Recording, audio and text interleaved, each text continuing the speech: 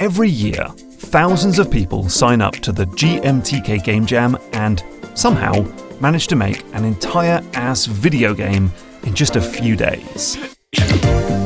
Now, for most developers, that's that. The Jam entry has served its purpose. Perhaps it was simply a chance to practice a new genre, or engine, or art style. Or it was a welcome break from a longer project. Or maybe the game is a perfectly formed 5-minute miracle that does everything it needs to do. But every now and again, the developer thinks, hey, this game is pretty good. This thing has the sauce. And so they develop it further. Add more features, add more levels, replace the programmer art with professional assets, and release it as an actual game on Steam. And you know what? This has happened a bunch of times now. Like 100 times. That's right. There are more than 100 games on Steam that started life as GMTK Game Jam entries, and I want to celebrate them all. So in this video, let's look at 100 games that went from GMTK Game Jam entries to full-on Steam releases.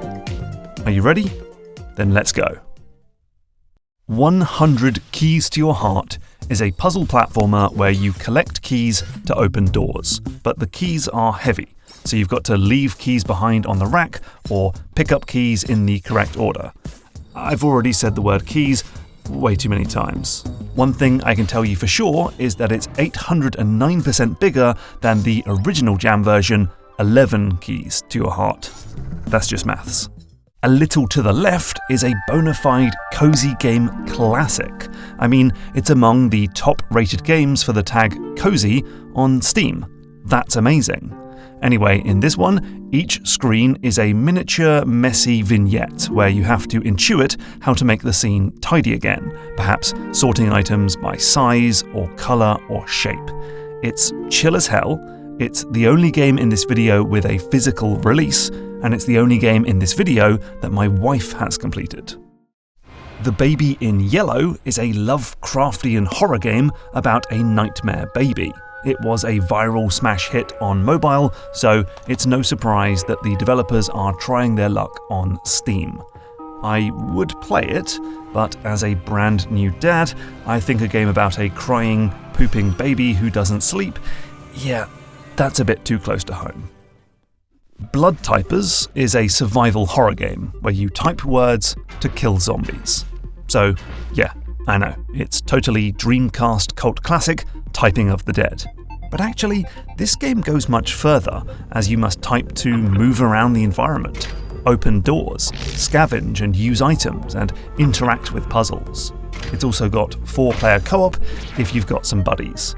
Still, I don't think it's as scary as its original Jam prototype, Showtime Massacre.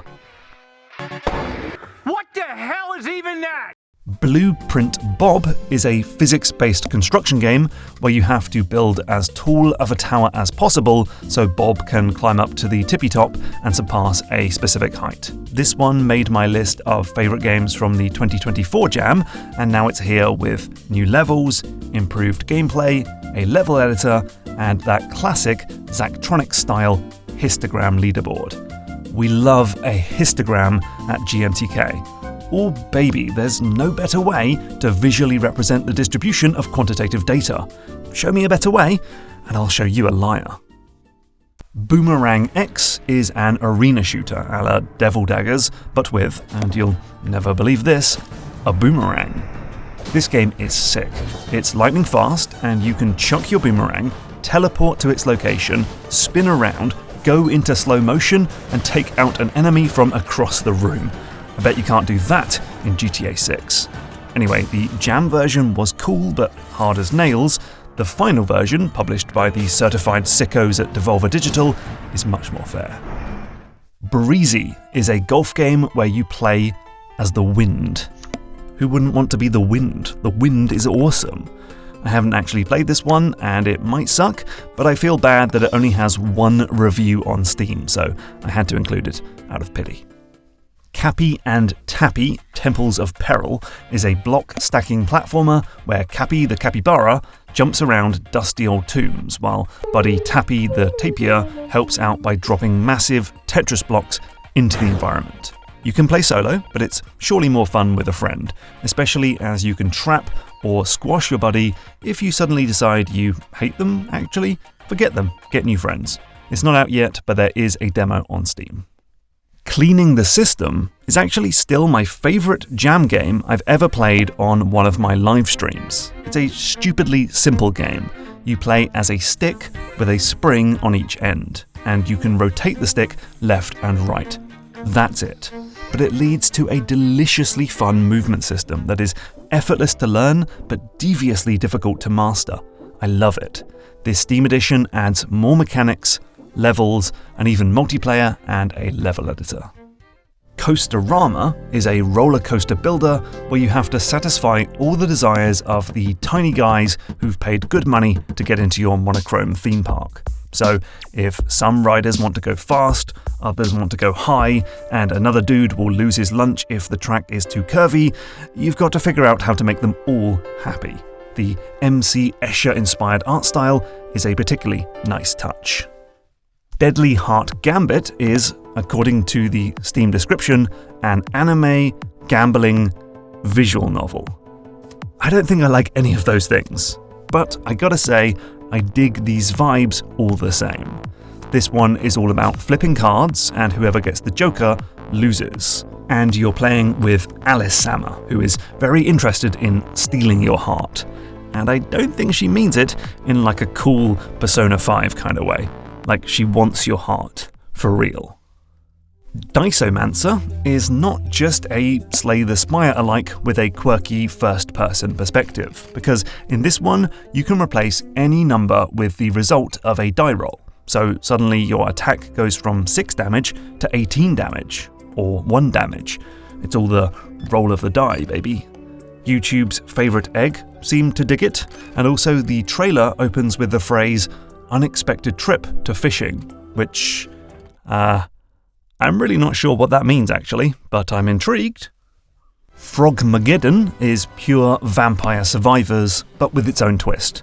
And no, the twist is not that it features frogs. That's not a twist. The twist is that instead of just gaining more power over time, you actually gain more team members, slowly bolstering your army from a lone toad to a massive battalion of bullfrogs. Looks addictive. Okay, this is going to take forever, so let's do a rapid-fire speed round of some more games available right now on Steam. There's also the Cozy Collectathon Bunny Fly Season of Summer, Object Stacking Game Clean Stack, Roller Coaster Design Sim Coaster Crash Course, Claymation Time Loop Metroidvania Collapse Relapse, Cyberspace Puzzler Control Override, Inscription-inspired Death in Your Dice, the non-Euclidean Deep Snake, Tetris and Dice Mashup Dicetris, Co-op Puzzler Disassemble, Tricky Block Connector Distributor, Roguelike Rabbit Racer, Faster Bunnies, the looping low-res horror game Fragment, Cursed Twin-Stick Shooter Gimmicko, Train Defender Gunslinger Express, Absurdist Serial Collector I'm Loopy for Dupe Loops, Cosmic Cleanup Game In Space No One Can Hear You Clean, and the non-stop spinning game Loop My Crank. Phew! Okay, back to the list. The Gardener and the Wild Vines is a fun little score-chasing platformer where you leap and slash at flowers to bounce your way up a tower, all so the knight can save his true love, the prince. There are also challenge modes and quirky cutscenes. Globs is a puzzle game about chunky cubic characters who can resize in different directions to move around, push blocks, make platforms, and more.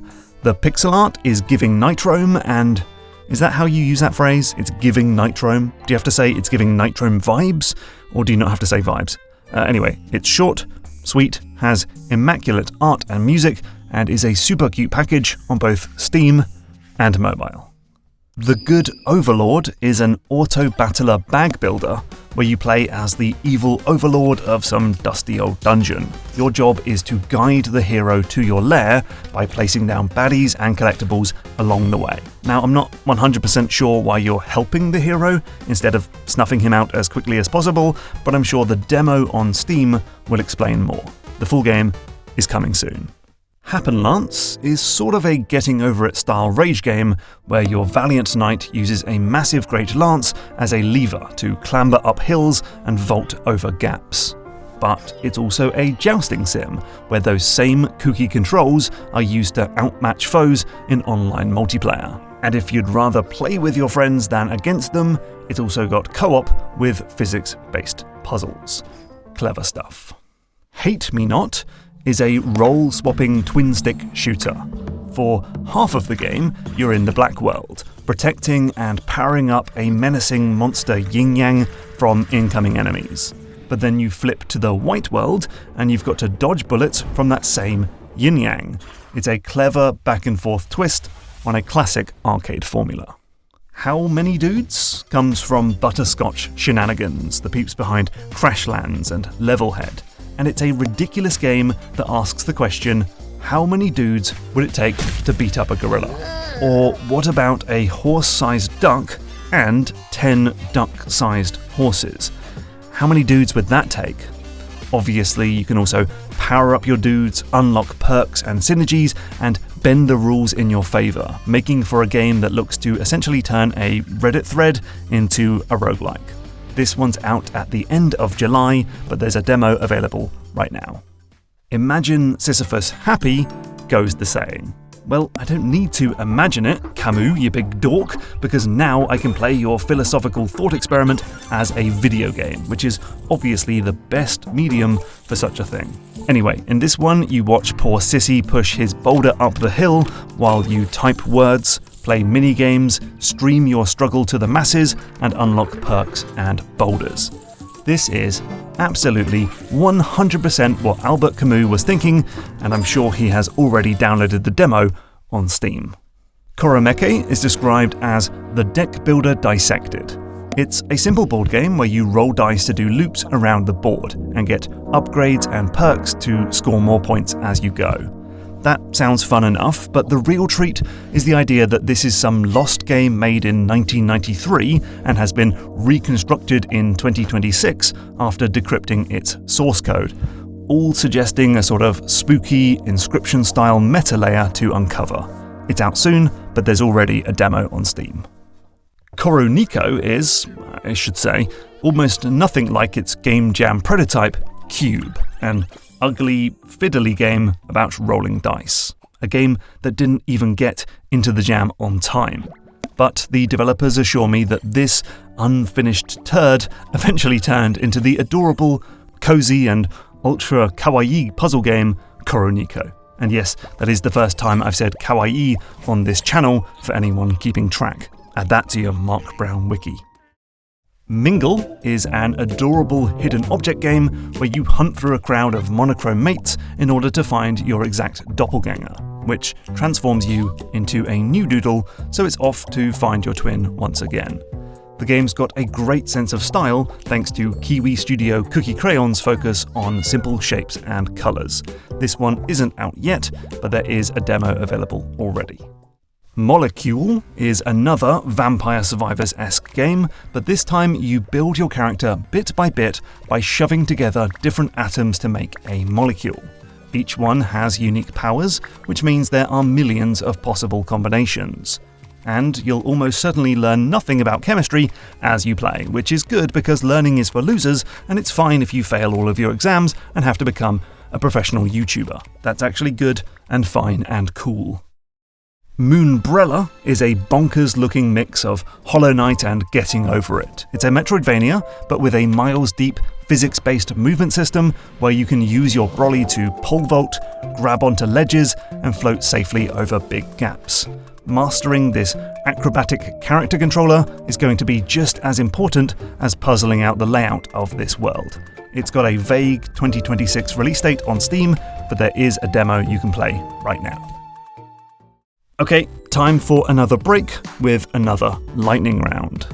There's also the dice rolling dungeon crawler Maces and Dices, time travelling bullet hell Negative Time, soul swapping puzzle platformer Oda, picture editing gem Photo Loop, the dual protagonist puzzler Roku and Ray, die rolling game Roll It to the End, parcel puzzler Scale Mail, sadomasochistic soccer band game Side by Size, tower stacking Skyblocker, tricky seafaring ship sim Sloop, one button scrap dodger spaceship for newbies, object estimator Split Happens, first person adventure game Trigger of Time, time looping FPS Wait Is That Me? Slippy car park game Where Is My Parking Spot, genre bending adventure Willow Guard, the programming puzzle game You Are the Code, and VR cockpit game Ziggy's Cosmic Adventures.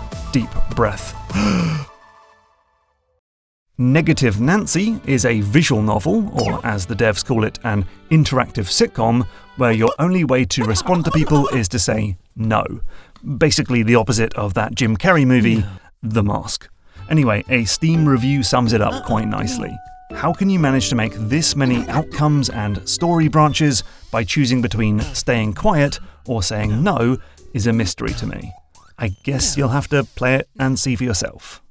Neon Shift is a simple, speed-running, geometry dash style platformer where you have to sprint through a level as quickly as possible. But then you switch to a phantom version of yourself and have to chase down your previous player before they hit the finish line. Clever stuff, and it won't be the last time we talk about a game where you play against yourself. Nested is a grid-based soccer band style game, but with an ingenious twist. You play as a set of Russian nesting dolls, which means you can stack multiple characters together or split them into separate entities, and you can use their unique shapes and sizes and colours to solve puzzles. I really enjoyed the Jam version of this one. It made my list of best games of 2024, and I always felt that this could be even better with more time dedicated to designing puzzles. It's due for release in August, but there's a demo on Steam right now. Omelet You Cook is a chaotic cooking roguelike where you have to create the perfect omelette by mashing together the ingredients on a conveyor belt. Each customer has unique tastes and requirements, so you'll have to adjust your recipes to match. This is actually a super popular game with over 1,000 overwhelmingly positive reviews on Steam, which is pretty great for a game where you feed a peanut butter and screwdriver omelette to a hungry chicken. PortalSnake is a mind-bending soccer band game from the mad genius behind Squishcraft. It's all about guiding a snake to delicious apples using portals that don't just teleport the snake through space, but also change its size and rotation, or even duplicate the snake. It will mess with your mind, and it has one of the best trailers on Steam. This guy, clearly a marketing genius. Press Control is a recursive meta-adventure where you control a character that controls another character that controls another character that controls another character. The Jam version was an honourable mention in my video about 2020's top games. Push the Cat with Wazda is a Baba Is You looking puzzler where you move certain letters on the screen based on specific rules. So the letters W, A, S and D can move up, left, down and right, but others can move diagonally. This is all you need to solve a bunch of tricky screens, which are also telling you a meta-narrative about kitty cats. Rollerdrome is, yes, that Rollerdrome. Okay, this one has definitely had the biggest glow-up between its Jam version and the final release. It started as a fiddly, top-down twin stick for the very first GMTK Game Jam back in 2017. But the central idea, a game where you do roller skating tricks to reload your guns, stuck with the designer. So he ended up turning it into a 3D game, getting a publishing deal with Roll7 and making one of the coolest arena shooters of the decade. It's slick as hell, feels great to play, and has a really compelling scoring system. All told, it totally nails that idea to marry Doom with Tony Hawk's Pro Skater. Sadly, mega publisher Take-Two shut down Roll7 a few years ago, and so I doubt any of the original developers are getting paid if you buy this one on Steam. I'm sure there are other ways to get it, mind you. Scale the Depths is a satisfying fishing game where you catch critters, remove their scales, sell them for cash, buy upgrades, and repeat. The original Jam project was one of my picks during the 2024 competition, so it's wonderful to see it on Steam and doing so well with over 800 very positive reviews. The developers knew they had something good when Chinese scammers started cloning the game and uploading them to Android. Frustrating, but at least they knew they had something special. Singled Out is a rapid-fire identification game where you're given a bunch of targets, a basic description of their features, and a few seconds to find and shoot the correct one. It was one of my favourites from the 2019 Jam, which is perhaps apt as developer Matt Glanville's previous game, Switch and Shoot, was actually the inspiration for the Jam's theme, Only One. Sisyphus Is a Bug is, hey, our old friend Sisyphus is back, and now in bug form. This one is more of a Metroidvania. The only way to get that dung ball up the mountain is to discover new movement techniques that you've always had access to, you just didn't know about them until you find the tutorial some way up the hill. It's clever and squeezes a lot of game out of only a few buttons. Slider is a game about moving chunks of the world in order to explore a large space and solve puzzles. Kinda like that dungeon at the end of Skyward Sword, you can open up a sliding block puzzle and move the tiles around to completely reinvent the layout of the world. I believe this is GMTK Game Jam's first IGF winner, taking home the prize for Best Student Game in 2023. Final break. This time, games that have pages on Steam, but they're not available and there's no demo to play yet. They have all paid Gabe Newell $100 though, so they must be pretty serious about getting these games on the store at some point in the future. That includes Draftula, First Class Rescue, Galactic Diner, Getting Goopy, House Always Wins, Kikashay, Laser Guy, Last Round at the End of the World, Loaded Dice, Loop Lash, Mycelium Mayhem, Robot Reckoning, Songrunner, Splatterpuss, and Time Travel Shanty. Okay, final stretch. Sol Cesto is a very popular roguelite that sold over 100,000 copies. This one is heavily focused on luck and is all about using magical items and sinister curses to bend the odds in your favour. Now, I'll admit the link to the GMTK Game Jam is a little tenuous. The game is based on a failed Jam entry that was never actually submitted to 2022's competition. But you can see the first inklings of Sol Cesto in this prototype, so goddammit, I'm counting it, it's my video, I don't care. Squarepinski is a cozy jigsaw game where every piece is a simple square. So that means instead of relying on the shapes of the tabs and holes, you can only use the pictures.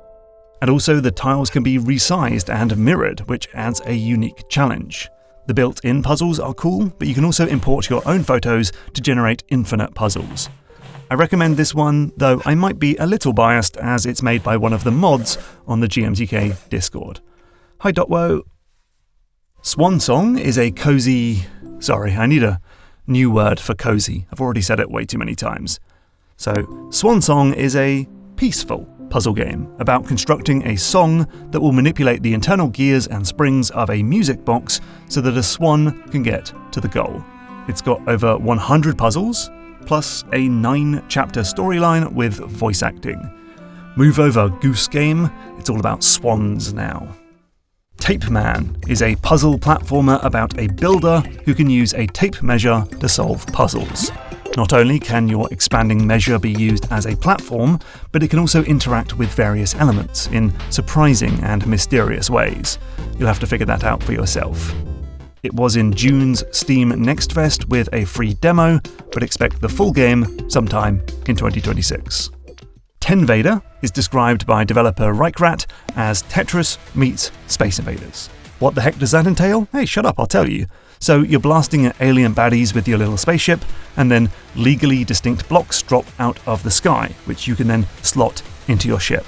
Each one confers new abilities and powers, giving the game an addictive roguelike loop. It's got one review, but it sums it up nicely. An incredibly ambitious game that packs a lot of great ideas into a very cohesive package. TetherGeist is a pixel art platformer that's all about precision and perseverance. It's definitely inspired by Celeste, but it has its own core mechanic, namely the ability to eject the hero's spirit into the astral plane, move it about, and then snap back into the new position. Marry that up with dozens of clever mechanics and enemy types, and you've got a truly terrific platformer, with an in-depth story to boot. Plus, developer O&Co Games did a really long devlog series about evolving this game from a jam entry to a full Steam and console release, which I'd highly recommend watching through.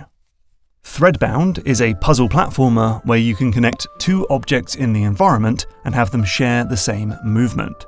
So now you can shift one block in order to move another object on the other side of the screen. This charming pixel art head-scratcher was one of my top picks in the 2021 Jam, so it's great to see that a full version will come to Steam in the future. There's a demo right now if you want to check out the current progress. Tiny Traffic is a relaxing, turn-based puzzle game about redirecting the flow of traffic. You can tell I'm running out of steam on writing these descriptions because that's literally what it says on the game's store page. But anyway, it's a clever take on this familiar set and forget puzzle design, and I feel like I definitely played the Jam version during a stream, maybe? I've played a lot of Jam games at this point, well over 1,000. Where's my congressional medal, Obama? Two-Timin Towers is a clever twist on the tower defense game, with the simple change that your character runs around the battlefield and your towers have friendly fire. So that means the more defensive structures you place down and the more bullets they spew out, the more difficult it is to stay alive. I often use it as a go-to example of taking a familiar genre and doing something unexpected. Sadly, this one has been stuck in coming soon mode for years, but there is a demo on Steam, at least. UvsU, the game so nice they named it twice, is the next game from Diceomancer, developers of the genre-bending puzzle game 2D and Top D. This one is equally clever. You must finish the level, then play it again as the villain, killing your previous self. Then play it again as the hero, avoiding the villain, and so on. A recursive, self-defeating spiral of death, all with a funky claymation art style. There's a demo on Steam right now. Word Factory is a simplified Zachtronics game where you create a production line to spell words. Only one factory can actually make a letter, the letter I. The rest can bend, flip, and combine that shape to make the other letters. So if you want to spell out the word cat, you need to make a complex mega factory with dozens of processing steps. And best of all, it's got a histogram. We've come full circle. Wordplay is, hey, that's my game. Okay, this one is a bit cheeky, as yes, I am promoting my own game, and also it wasn't in the official GMTK Game Jam, but the secret Patreon-only jam for my Discord community, which means I'm promoting that too. But, as previously established, my video, my rules. Bye! And finally, Wrangle Ranch is a roguelike about lassoing animals on a farm. And then, in classic Balatro style, you can get upgrades to score more points more quickly. It's a cute and fun game, but then YouTuber and developer Ben Bonk said he made minus $200 on the game, which I feel partly responsible for as the host of the Game Jam. Sorry about that, Ben. And so there we have it. 100 games that went from Jam to Steam. Please consider supporting them with a purchase or a wishlist. And if you want to find out more, I've got an ever-growing list on Backlogged where you can see all the games that have made the jump from the Jam. And so, the final thing I have to ask is, who's next? Who's the next person who will discover a great idea during the Jam and turn it into a game that makes millions of dollars, or wins a BAFTA or an IGF award, or gets released on Switch, or is just a cool-ass video game that people enjoy? Could it be you? Well, there's only one way to find out. GMTK Game Jam 2026 starts on July 22nd. I'll see you there.